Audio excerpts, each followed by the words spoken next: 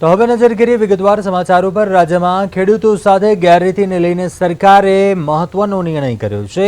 આ અંગે કૃષિ મંત્રી જીતુ વાઘાણીએ જણાવ્યું કે હવેથી ખેડૂતો સાથે ગેરરીતિ આચરનારા લોકોને જેલ ભેગા કરવામાં આવશે। તેમણે વધુમાં એ પણ ઉમેર્યું કે બિયારણ, ખાતર, જંતુનાશક દવાઓમાં અનિયમિતતાની સામે ઝીરો ટોલરન્સ નીતિ અમલમાં છે।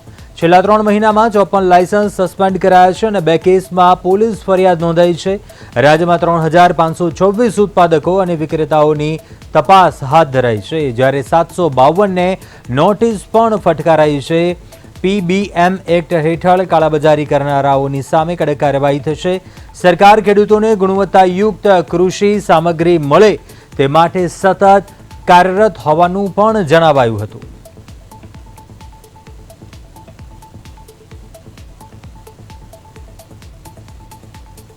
પણ કિસાનોને ખાસ કરીને છેતરવાનું કામ જે લોકો કરી રહ્યા છે, માના ખોળામાં આવીને મને આનંદ થાય છે આ વાત કરતાં કે રાજ્યના કિસાનો માટે મારા વિભાગે એક અતિ મહત્ત્વનો નિર્ણય કર્યો છે।